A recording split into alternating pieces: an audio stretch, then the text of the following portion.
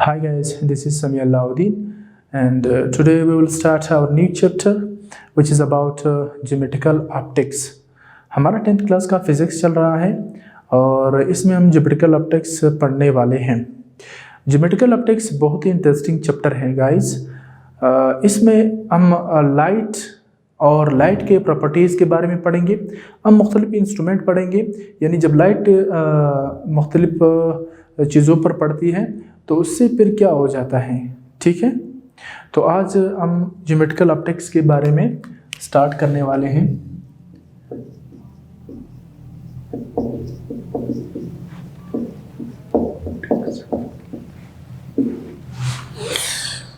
Optics का मतलब होता है लाइट। ठीक है, ये लाइट होगा गाइस।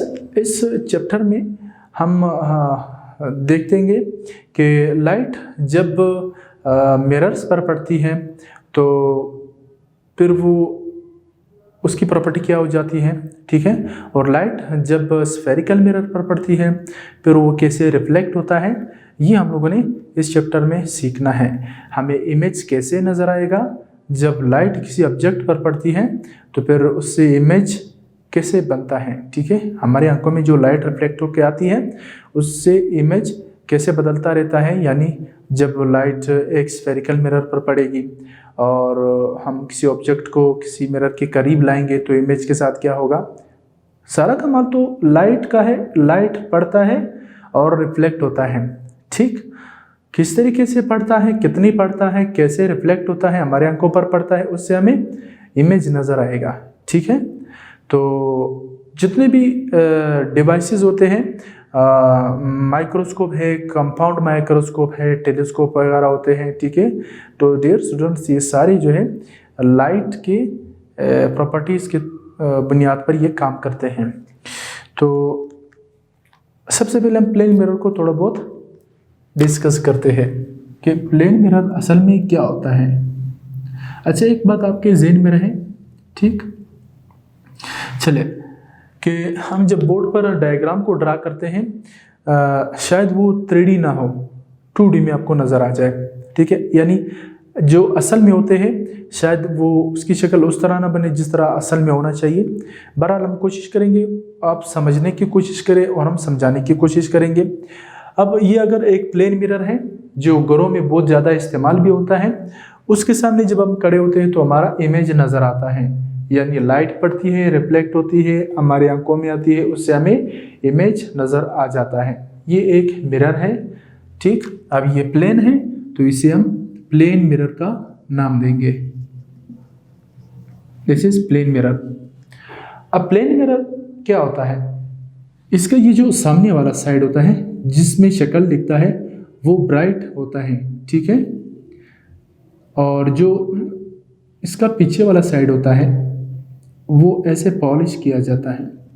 ठीक, अब देखिए गाइस, ये प्लेन मिरर है, इसका ये वाला जो प्लेन है इसमें शक्ल दिखेगा और ये वाला जो है इसको एक ख़ास तरीके से पॉलिश किया जाता है।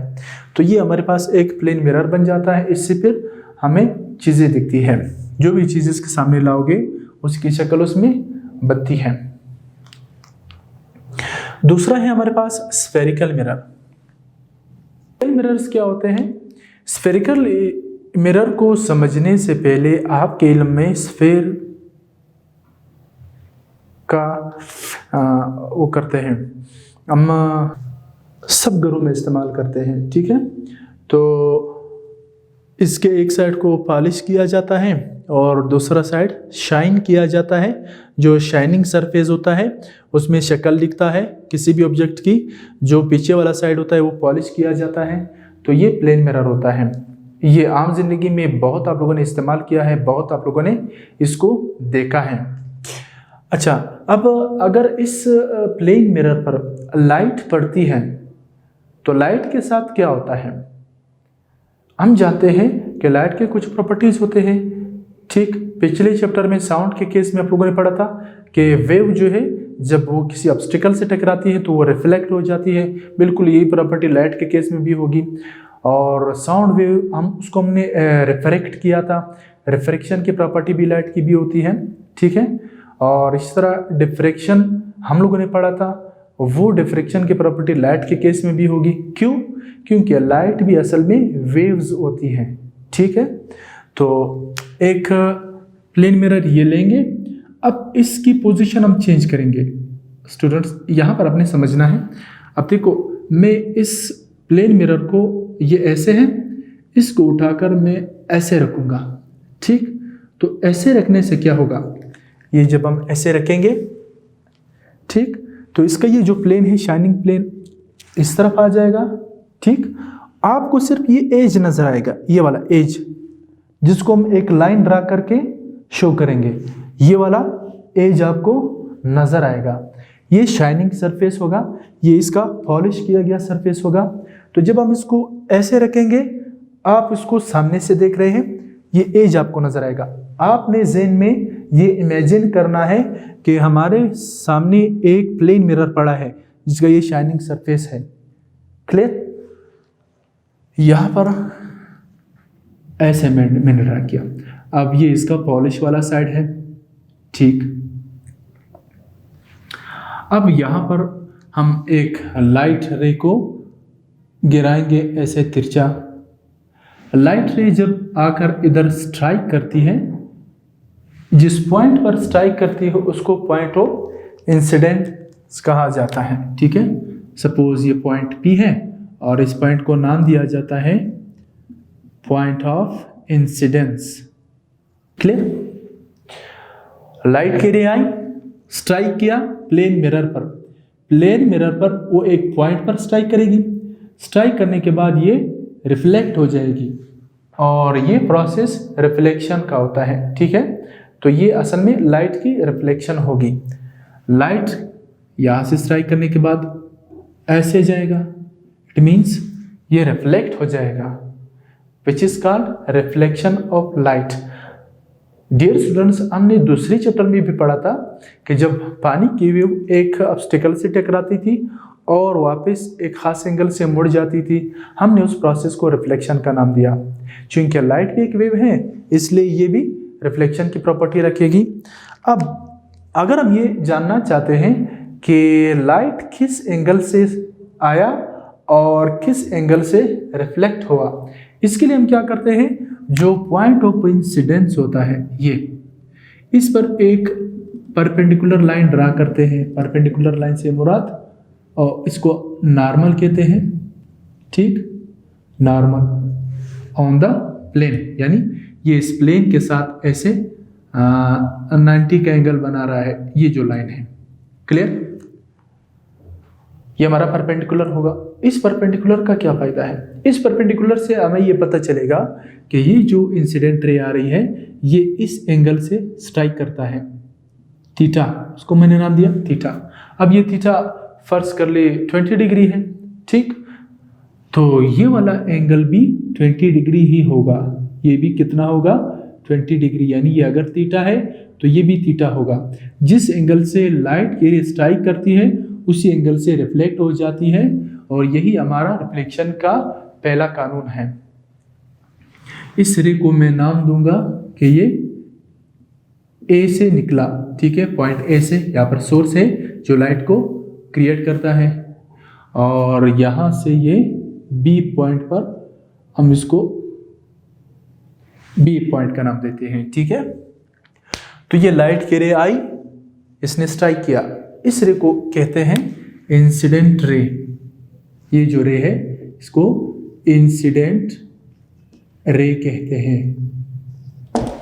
यानी वो रे जो स्ट्राइक करती है, जो अटैक करती है प्लेन मिरर के ऊपर, और जो रे यहाँ से मुड़कर चली जाती है इसको रिफ्लेक्टेड रे कहा जाता है। मेरे ख्याल में ये बहुत आसान है, ठीक है, इसमें कुछ मुश्किल भी नहीं है, क्योंकि रिफ्लेक्शन से आप वाकिफ हो, वेव से आप वाकिफ हो। लाइट रे, इंसिडेंट रे आई, स्ट्राइक किया पॉइंट पी पर, रिफ्लेक्ट हुआ टुवर्ड्स पॉइंट बी, जिस एंगल से स्ट्राइक किया उसी एंगल से रिफ्लेक्ट हो गया। ये हमारा रिफ्लेक्शन का पहला कानून है, ठीक है, और इस प्रोसेस को हम रिफ्लेक्शन कहते हैं। ये हमारा प्लेन मिरर है,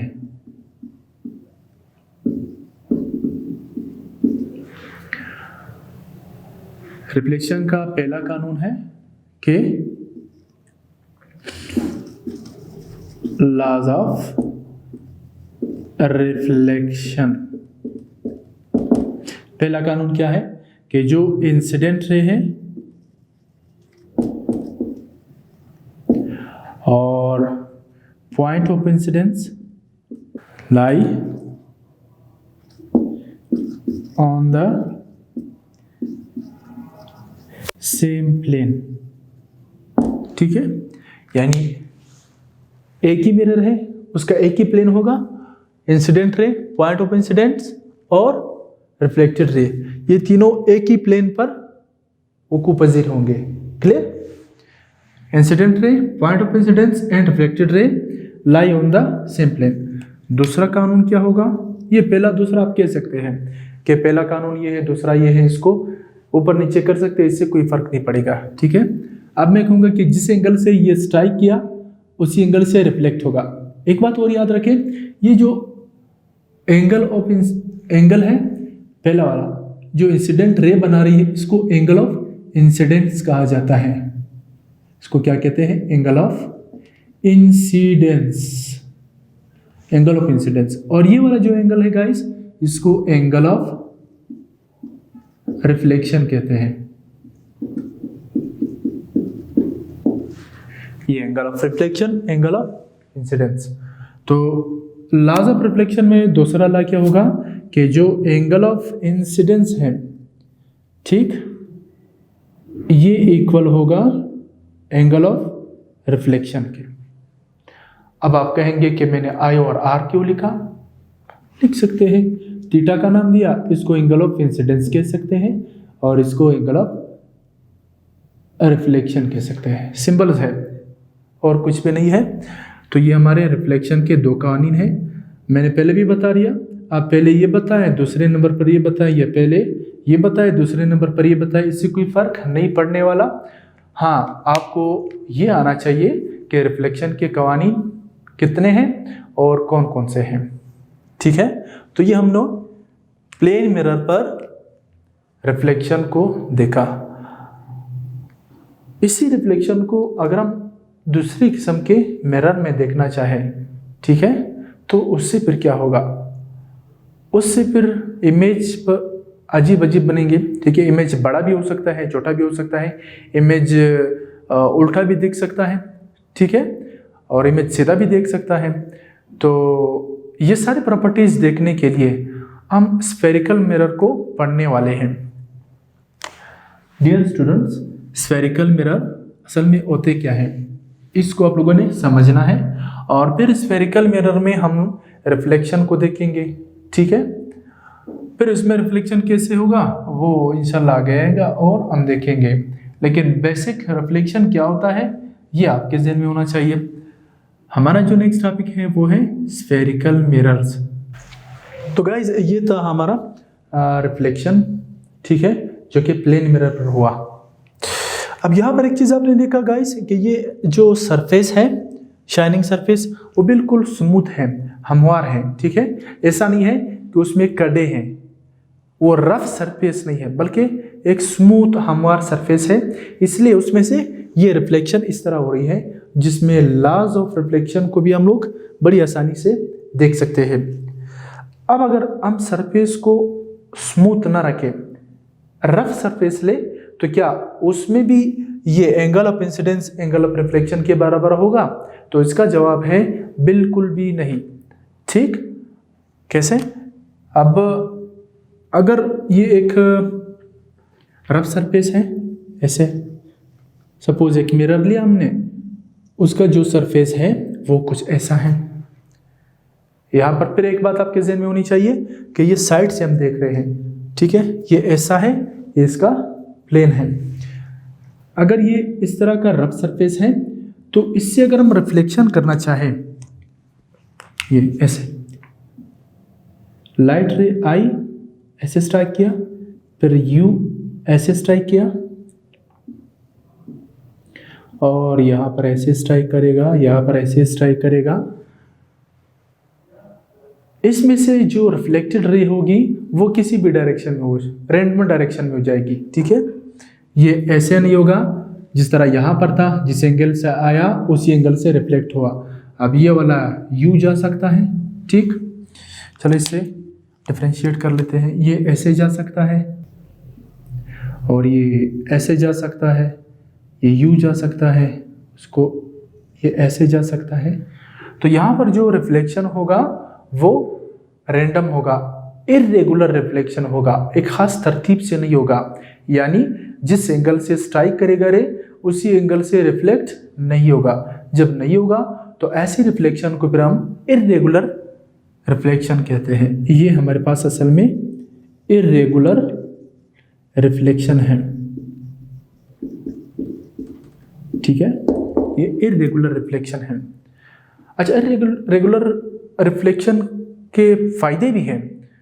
फायदे क्या है? इससे हमें वो चीज़ें नजर आएंगे जिससे लाइट नहीं निकलती है, ठीक।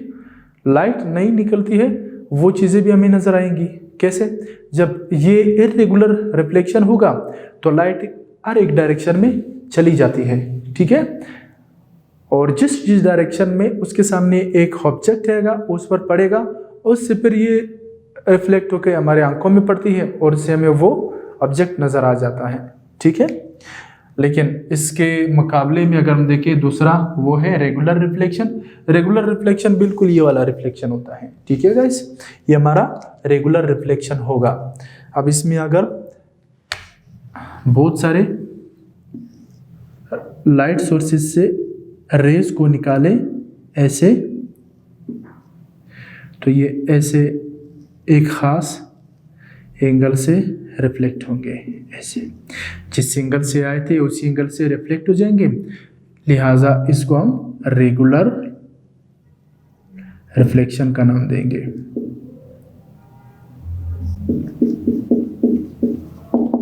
This is our regular reflection. तो गाइस, इर्रेगुलर रेगुलर रिफ्लेक्शन क्या होता है?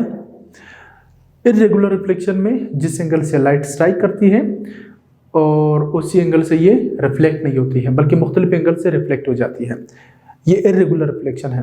रेगुलर रिफ्लेक्शन में क्या होता है?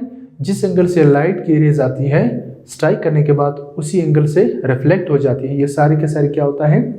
ये रेगुलर रिफ्लेक्शन होता है। और रेगुलर रिफ्लेक्शन में हम जो रिफ्लेक्शन के कवानीन हैं आसानी से समझ सकते हैं। हमारा नेक्स्ट टॉपिक है स्फेरिकल मिरर। स्फेरिकल मिरर्स क्या होते हैं?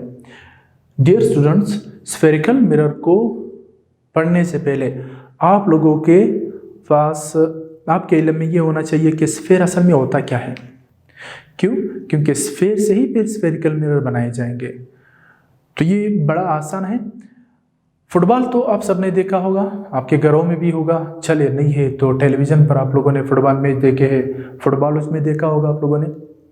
चले फुटबॉल नहीं है, आपने एक बलून देखा होगा, गुब्बारा, उसमें हवा भरे, उसको यहाँ से टाइट कर ले तो एक ऐसी गोल शक्ल बन जाती है। अब ये शक्ल गोल 3D शक्ल होती है, ठीक है, यानी तीनों डायरेक्शन में इसका फैला होता है। ये हमारे पास 3D होता है। गोल शक्ल एक दायरे की भी होती है, लेकिन वो 3D नहीं होता, ठीक है। जिस तरह स्प्रिंग के चल्ले होते हैं, ठीक, कंगन होते हैं, ठीक है, कंगन हाथों में पहना जाता है, और कंगन यानी चूड़ियाँ, वो सर्कल होते हैं असल में, वो 2 डायरेक्शन में पहले होते हैं। इसके बरक्स जो स्फेयर होता है वो तीनों डायरेक्शन में पहला होता है, और उसकी सबसे ज़बरदस्त मिसाल आप फुटबॉल ले सकते हैं। गुब्बारे की मिसाल मैंने आप लोगों को दी, तो ये असल में एक स्फेयर होता है, ठीक। तो स्फेयर को अगर मैं यहाँ पर ऐसे ड्रा करना चाहूँ तो स्फेयर कुछ इस तरह से बनेगा, ठीक। अब ये प्रॉपरली गोल तो नहीं है क्योंकि मैंने हाथ से ड्रा किया, तो आप इसे गोल ही समझे, इसे आप फुटबॉल समझे, इसे दायरा नहीं समझना है, ठीक है। जिस तरह चौड़ी होती है वो वाला दायरा नहीं समझना है, वो गोल नहीं है, बल्कि ये फुटबॉल की तरह का गोल एक शक्ल है, ठीक।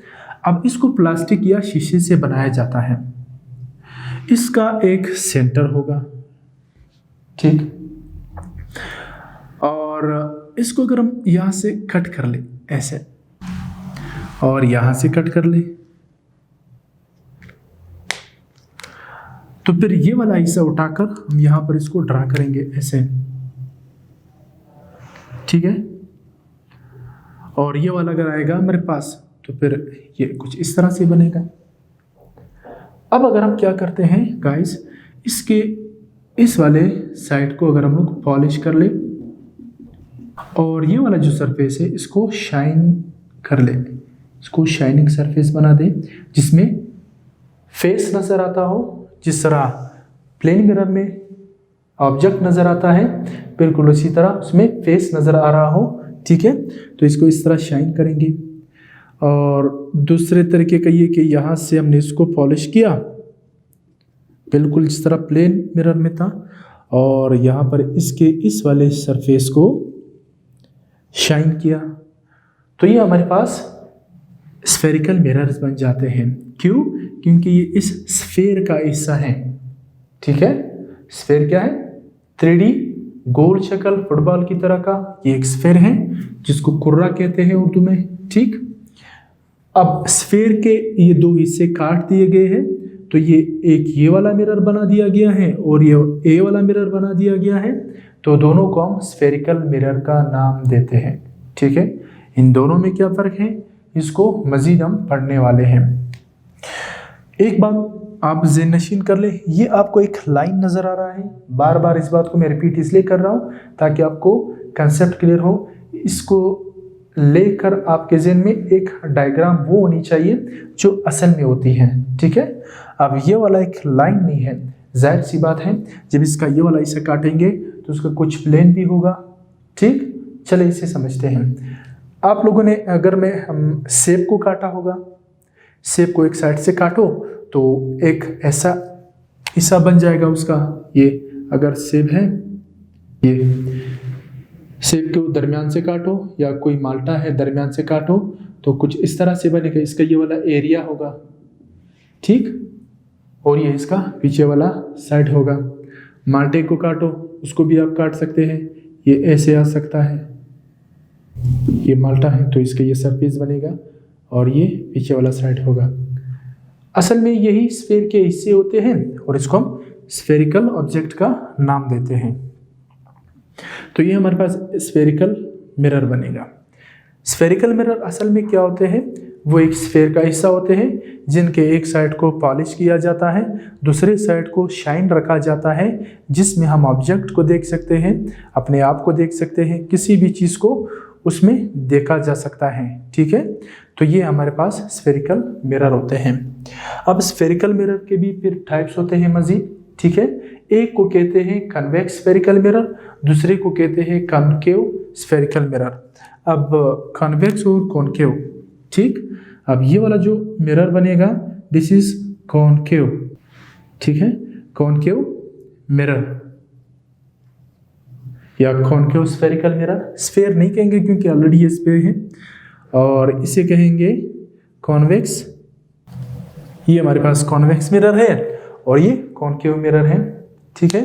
अब ये केव की तरह है, ठीक। केव असल में एक जगह को कहते हैं, ठीक है। हाँ, ये ऐसे केव होता है, बार की तरह का एक जगह होता है, ठीक है, उसे हम केव का नाम देते हैं। ये ऐसे जिसमें इंसान भी रह सकते हैं। अगर ये कमरा है इस तरह का बनाया गया है तो ये केव है, ठीक, एक गार है। तो इसी तरह ये एक केव के तौर पर काम करता है। ये हमारे पास कॉनकेव मिरर है और ये कॉन्वेक्स मिरर है। कॉनकेव मिरर में डियर स्टूडेंट्स देखिए, इसके इस साइड को पॉलिश किया गया है, जो बल्जिंग साइड है, ठीक है, उभरा हुआ साइड, उसको पॉलिश किया गया है। जो अंदर वाला साइड है, ठीक है, जो केव की तरह है, इसको शाइन किया गया है जिसमें ऑब्जेक्ट नजर आता है।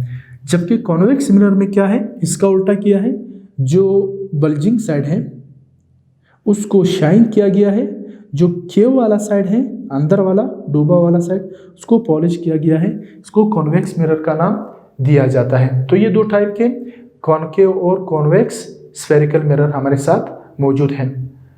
इससे मुतालिक कुछ टर्म्स होते हैं, उन टर्म को हम लोग समझते हैं और टर्म्स को फिर इस्तेमाल करते हुए फिर इस पर लाइट डालेंगे और लाइट किस तरीके से रिफ्लेक्ट होगा और वो किस तरह का इमेज बनाएगा, ये सारी बातें इसमें हम पढ़ने वाले हैं। ठीक है, तो इसे समझने से पहले हम कुछ टर्म्स लेते हैं। चलिए एक और आप लोगों को मिसाल लेते हैं कि अगर कॉनकेव और कॉन्वेक्स आप लोगों को बोर्ड पर नज़र सही नहीं आ रहा, नहीं समझ रहे हैं, तो चम्मच तो सबके घर में मौजूद है। ठीक है, चम्मच का जो डूबा वाला साइड होता है, डूबा हुआ होता है, ठीक है, वो कॉनकेव मिरर के तौर पर काम करता है।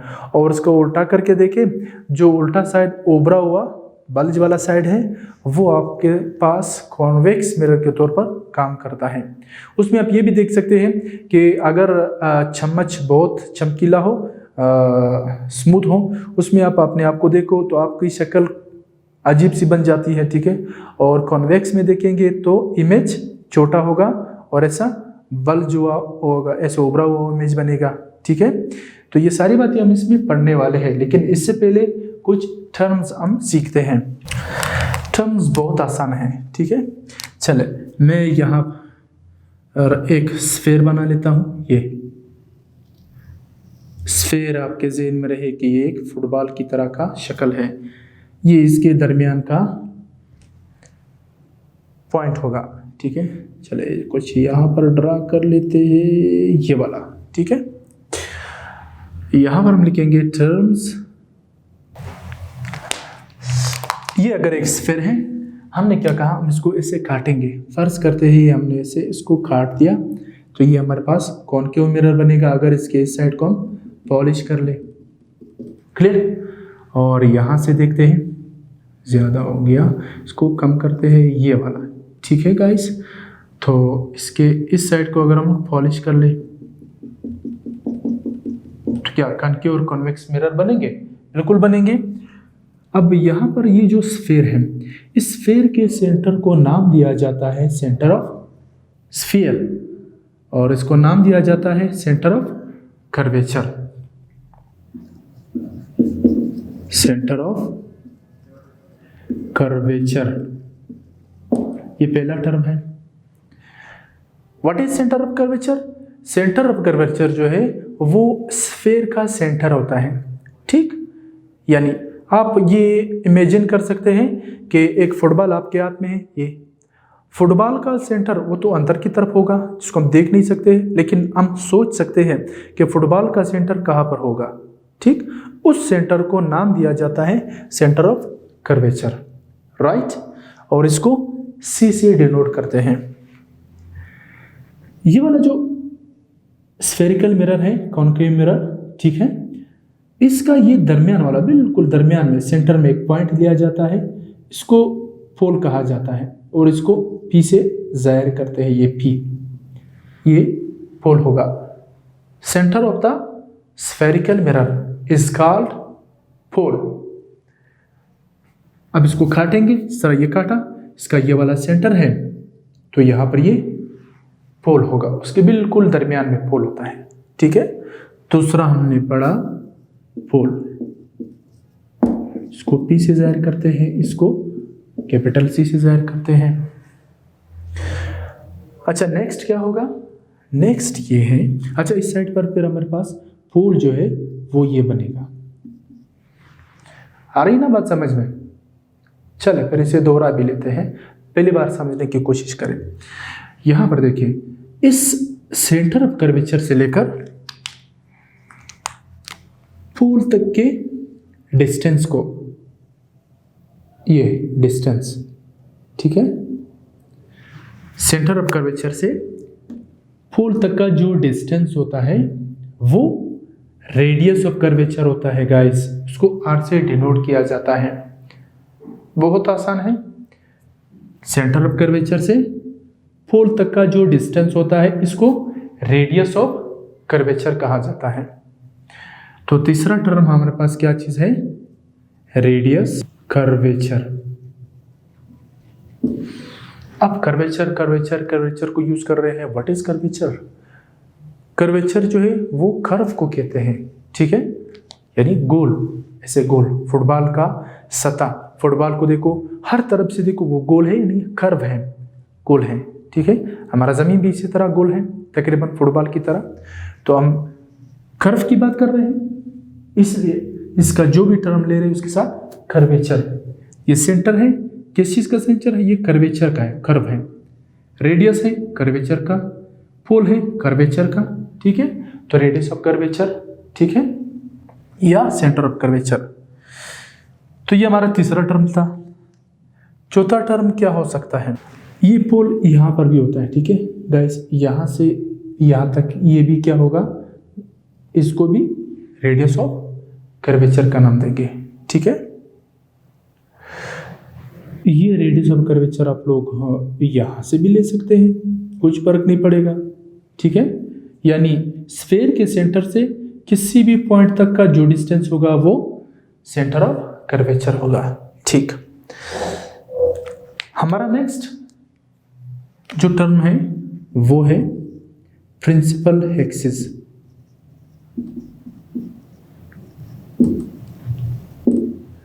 प्रिंसिपल एक्सिस क्या होता है? वो एक लाइन होता है, वो लाइन पोल से होते हुए सेंटर ऑफ कर्वेचर से गुजरेगा, ठीक है, और वो स्फीयर के दूसरे साइड पर पहुंचेगा, ठीक है। आप उसे आर पार समझे। एक ऐसा लाइन लेंगे जिसको हम आर पार करेंगे, एक पोल से दूसरे पोल, दरमियान में सेंटर ऑफ कर्वेचर से होते हुए। हम ये ले सकते हैं कि ये वाला जो लाइन है ऐसे एक पोल से दूसरे पोल तक है और ये सेंटर ऑफ कर्वेचर से गुजर रहा है, इसको कहते हैं प्रिंसिपल एक्सिस। ये हमारा प्रिंसिपल एक्सिस होगा। नेक्स्ट है अपर्चर।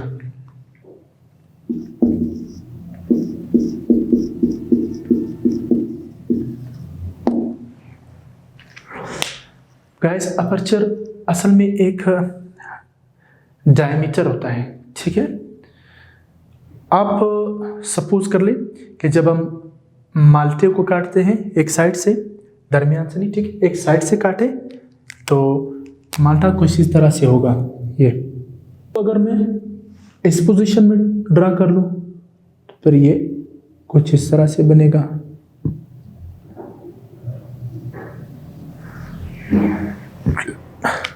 बनेगा कि नहीं बनेगा? तो इसका ये जो डायमीटर है गाइस, डायमीटर आप जानते हैं कि डायमीटर क्या होता है। अगर मालूम है तो अच्छी बात है, नहीं मालूम है तो डायमीटर को देखें। डायमीटर बहुत आसान है, कुछ नहीं है, सिर्फ डिस्टेंस है। अगर ये एक दायरा है, अब दायरा समझे, ठीक है। दायरा, एक दायरा चूड़ी जिसको लड़कियां शौक से हाथों में पहनती है, वो एक चूड़ी लेंगे, उसका इस पॉइंट से लेकर इस पॉइंट तक का जो ये फासला होता है, ठीक है, इसको डायमीटर कहा जाता है। क्या कहते हैं इसको? डायमीटर, ठीक है, और कुछ भी नहीं है। तो यहां पर स्फेरिकल केस में बिल्कुल वही कंसेप्ट है। अब जब इसको काटेंगे तो इसका यहां से लेकर यहां तक का जो डिस्टेंस होगा, ये वाला, ये हमारे पास अपर्चर होगा। इस डायमीटर को क्या कहते हैं? अपर्चर का नाम दिया जाता है। और ये जो है एक एरिया होता है असल में, ठीक है, ये ऐसे एरिया बनेगा। बात आई समझ में? ये हमारे पास एक एरिया बने। तो अपर्चर क्या चीज़ है गाइस?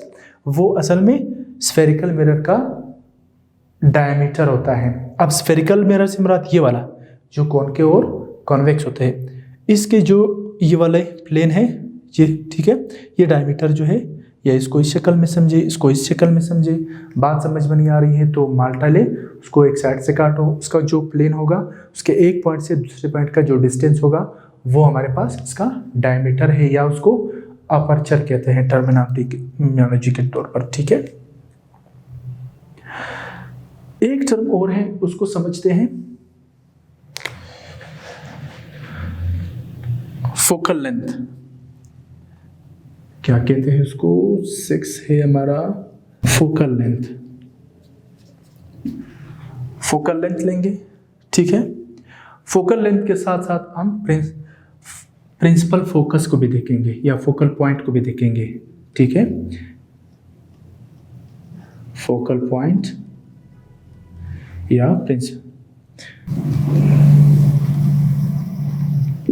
ठीक है गाइस। बस ये दो पढ़ लेते हैं, उसके बाद टॉपिक को वाइंड अप कर लेते हैं, ठीक है। इसको मैं यहाँ ले लेता हूं। फर्ज कर लिए गाइस, ये हमारे पास एक कॉनकेव मिरर है, तो इसका ये यहां पर एक सेंटर आएगा, सेंटर ऑफ कर्वेचर, ठीक है, और ये रेडियस ऑफ कर्वेचर होगा। अब हम क्या करते हैं, हम यहां से पैरेलल रेस जोड़ते हैं, लाइट की रेस को जोड़ते हैं गाइस, ऐसे ये रेस ऐसे आएगी, स्ट्राइक करेगी, और स्ट्राइक करने के बाद रिफ्लेक्ट होके यहाँ से गुजरेगी, फिर दूसरी रे आई, स्ट्राइक किया, इस पॉइंट से गुजरा, ठीक है। नीचे से भी हम लोग इसको ले सकते हैं कि इस साइड से भी ये लाइट रे आई और यहां से निकल गई, फिर ये दूसरी लाइट रे आई, इस पॉइंट से निकल गई, ठीक। तो लाइट रे रिफ्लेक्ट हो रही है, क्यों? क्योंकि ये मिरर है, भले ये स्फेरिकल मिरर है लेकिन है तो मिरर, मिरर होगा तो लाइट को रिफ्लेक्ट करेगा। अब देखिए, इसमें एक चीज आप लोगों ने गौर से देखनी है कि जितने भी लाइट रेज आ रही है, स्ट्राइक करने के बाद वो एक ही पॉइंट से गुजर रही है। इस प्रिंसिपल एक्सिस पर, जो प्रिंसिपल एक्सिस है, इस पर एक ही पॉइंट से गुजर रही है। इस पॉइंट को जिससे तमाम के तमाम रिफ्लेक्टेड रेज गुजर रही हो, उसको हम प्रिंसिपल फोकस का नाम देते हैं। क्या कहते हैं इसको? Principal focus. This is principal focus, ठीक है। और ये हमारा पोल है। एक और पढ़ लेते हैं, फोकल लेंथ। फोकल लेंथ बहुत आसान है गाइस, ये एक डिस्टेंस है असल में, ठीक है। इस पोल से और प्रिंसिपल फोकस के दरमियान जितना डिस्टेंस होता है गाइस, उसको फोकल लेंथ का नाम दिया जाता है, और इसको स्मॉल एफ से डिनोट किया जाता है, ठीक है। तो ये कुछ टर्म्स हैं जो एसोसिएटेड हैं with the spherical mirrors. Revise करते हैं। सेंटर ऑफ कर्वेचर, स्फेयर होता है, उस स्फेयर के सेंटर को हम सेंटर ऑफ कर्वेचर कहते हैं, राइट। दूसरा हमने पढ़ा पोल, स्फेरिकल मिरर के सेंटर को पोल कहा जाता है, ठीक है। ये स्फेरिकल मिरर के पोल को, यानी दरमियान में बिल्कुल सेंटर में एक पॉइंट होता है, उसको पोल का नाम दिया जाता है। तीसरा हमने पढ़ा रेडियस ऑफ कर्वेचर, यहां सेंटर ऑफ कर्वेचर से लेकर पोल तक का जो डिस्टेंस होता है उसको रेडियस ऑफ कर्वेचर कहते हैं, उसको आर से डिनोट करते हैं। फिर हमने पढ़ा प्रिंसिपल एक्सिस, बहुत आसान, कि दोनों पोल में से या दो एक्सट्रीम पॉइंट में से एक एक्सिस, एक लाइन गुजरती है जो सेंटर में से होता हुआ, ठीक है। ऐसे लाइन को प्रिंसिपल एक्सिस का नाम दिया गया था। फिर हमने क्या पढ़ा? पांचवा अपर्चर। अपर्चर असल में क्या होता है गाइस? वो एक स्फीयर को जब हम काटते हैं तो उसका एक हिस्सा होता है, उसके हिस्से का जो डायमीटर होता है उसको हम क्या कहते हैं? अपर्चर। जिस तरह मैंने ये मिसाल दी, ठीक। अगर आपके घर में स्फेरिकल नहीं है, स्फेरिकल मिरर नहीं है, तो माल्टा तो हो सकता है, सेब तो हो सकता है, तकरीबन वो भी स्फेयर ही है, ठीक है।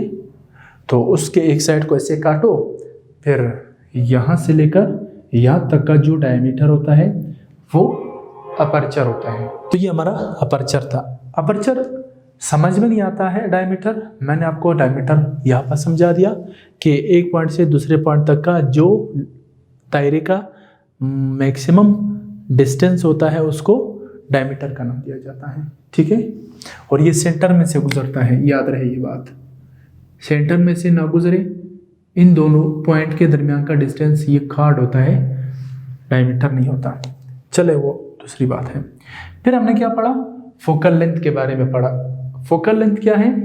हमने पढ़ा कि अगर हमारे पास एक कॉनकेव मिरर हो, स्फेरिकल मिरर, उसमें से अगर लाइट स्ट्राइक कर ले तो जिस पॉइंट से लाइट रिफ्लेक्ट करेगी वो प्रिंसिपल एक्सिस पर एक ही पॉइंट पर जमा होते हैं, ठीक है।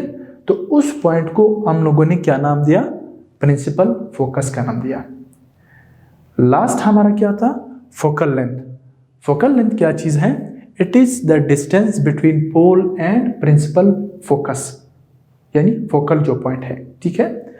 तो ये हमारे पास कुछ टर्म्स है जो एसोसिएटेड हैं विद द स्फेरिकल मिरर्स।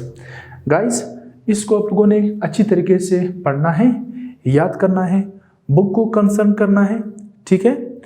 उसके बाद हमारा जो नेक्स्ट टॉपिक होगा वो आपको इंशाल्लाह अच्छी तरीके से क्लियर हो जाएगा।